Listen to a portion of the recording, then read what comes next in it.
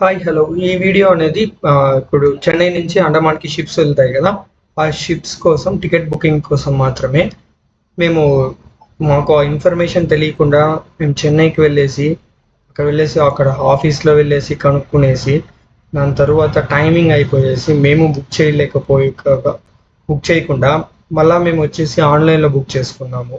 అలా ఇప్పుడు మరి మీకు అక్కడ ఆఫీస్ వెళ్ళాలి అంటే మార్నింగ్ వచ్చేసి 9:30 to 10 నుంచి ఈవినింగ్ 4 o'clock అంతా క్లోజ్ అయిపోతుంది. మీరు ఆన్లైన్లో చెక్ చేసుకోవాలి అనుకుంటే ఈవెన్ మ్యాప్స్లో చెక్ చేసినా కూడా మ్యాప్స్లో కూడా టెంపరవరీ క్లోజ్డ్ అనేసి వస్తూ ఉంది. మేము ఆ డౌట్ఫుల్గానే వెళ్ళాము. అక్కడ వెళ్తే పర్సన్స్ ఉన్నారు, వాళ్ళు కూడా మాకు బాగా గైడ్ చేశారు. కానీ మనం ఆన్లైన్లో కూడా బెటర్గా బుక్ చేసుకోవచ్చు. అది ఎలా అనేసి చూద్దాం. ఇప్పుడు ఆన్లైన్లో ఎలా బుక్ చేద్దాం అనేసి ఫస్ట్ అండమాన్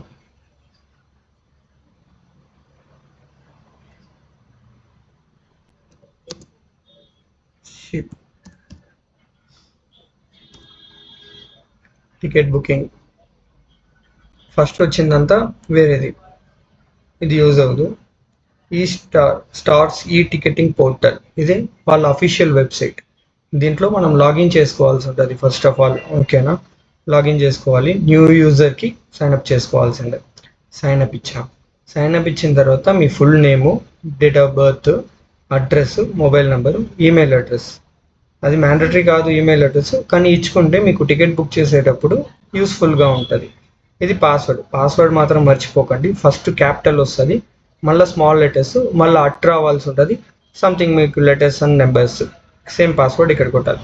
పాస్వర్డ్ మాత్రం మర్చిపోకండి. మళ్ళీ లాగిన్ చేసే టైంకి అటెంప్ట్ అయ్యేటప్పటికి కంపల్సరీ పాస్వర్డ్ అనేది అడుగుతుంది. ఓకేనా, ఆల్రెడీ నేను లాగిన్ అయ్యాను, అది నేను ఎంట్రీ చేస్తాను.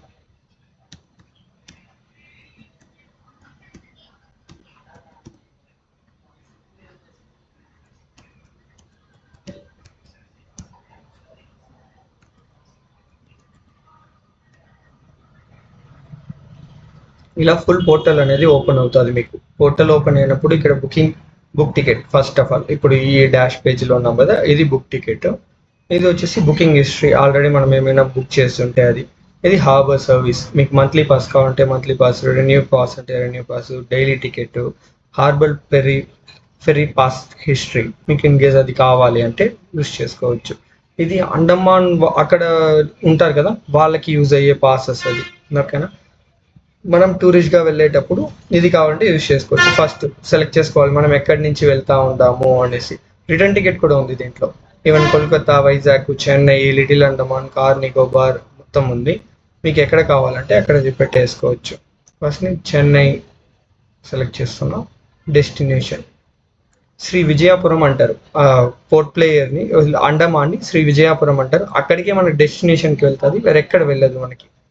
ఓకేనా, డేట్ మళ్ళీ మీరు ఎప్పుడు వెళ్తారో ప్లాన్ చేసుకుంటే ఆ డేట్. ఇప్పుడు వచ్చేసి నెక్స్ట్ మంత్ జూన్లో వచ్చేసి 13 ఉంది, ఇంకోటి 25th ఉంది.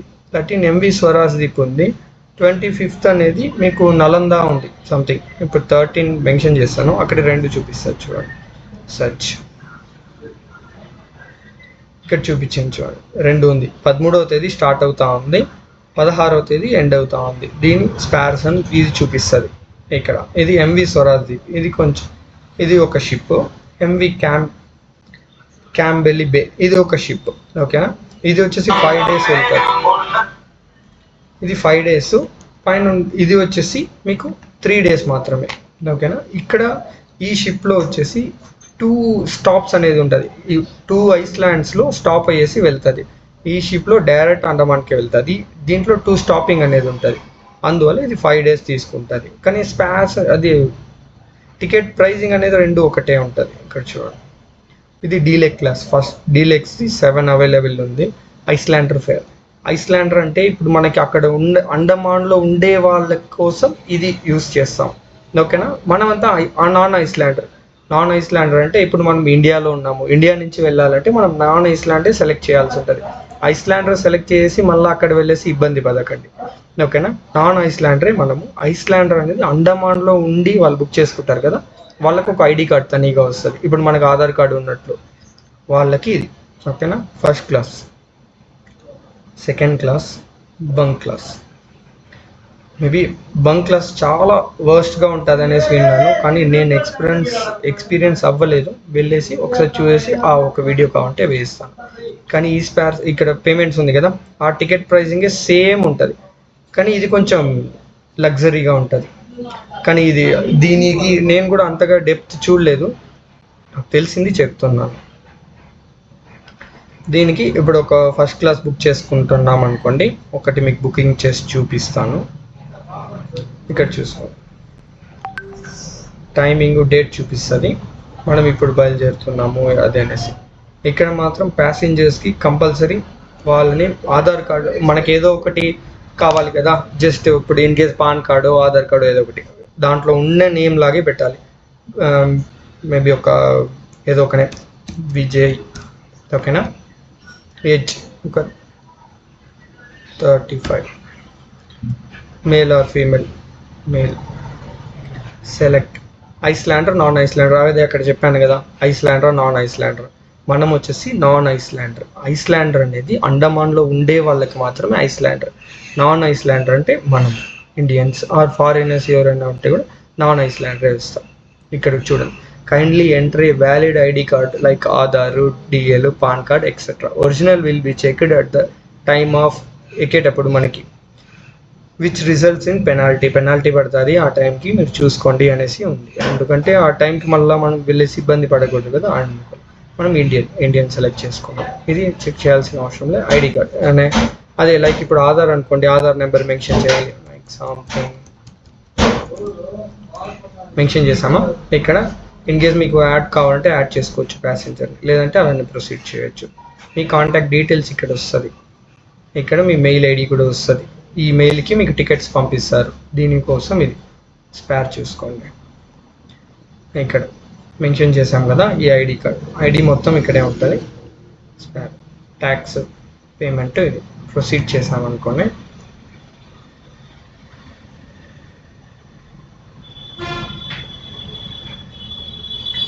ఎస్బీఐ వాళ్ళది పోర్టల్, యూపీఐ యూస్ చేసుకోవచ్చు, లేదు మీకు నెట్ బ్యాంకింగ్ ఉంటే నెట్ బ్యాంకింగ్, అదర్ది net banking, State Bank debit card, other bank credit cards, debit cards, ఇది క్రెడిట్ కార్డ్స్. క్రెడిట్ కార్డ్కి ఛార్జెస్ పడుతుంది, ఇంకా చూడండి 281 రూపీస్ 0.55 పైసా పడుతుంది.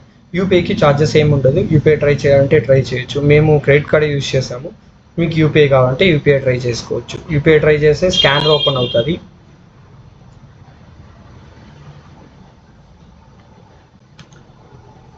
కన్ఫర్మ్ కొట్టామనుకోండి, ఇక్కడ స్కానర్ ఓపెన్ అవుతుంది. స్కానర్ ఓపెన్ అయినప్పుడు అక్కడి నుంచి మీరు చేసుకోవచ్చు, ఓకేనా. ఇదే, కానీ ఇది కొంచెం చూసి అప్లై చేసుకోండి. కానీ మీరు 1-2 సార్లు చెక్ చేసుకోండి, ఐడిలో ఎంటర్ చేసేదంతా కరెక్ట్గా ఎంట్రీ చేస్తున్నారా అనేసి. బుక్ అయిన తర్వాత మీకు ఇక్కడ చూపిస్తుంది బుకింగ్ హిస్టరీ. ఆల్రెడీ మేము ఇది బుక్ చేసింది చూపిస్తుంది. లేదంటే పాస్ట్ జర్నీ కూడా చెక్ చేసుకోవచ్చు. పాస్ట్ జర్నీ మేము ఏం అప్కమింగ్ వెళ్తున్నాము, మేము స్ట్రగుల్ అయినాం కాబట్టి అది ఇంకా మీకు ఆ స్ట్రగుల్ ఎవరికి రాకూడదు అనేసి, ఇంకా అందరికీ తెలియాలి అనేసి ఈ ఒక్క వీడియో తీసుకుంటాను. నెక్స్ట్ ఇలానే బుక్ చేసుకోవచ్చు. మళ్ళీ లాగౌట్ అయిపోయినారు అనుకోండి,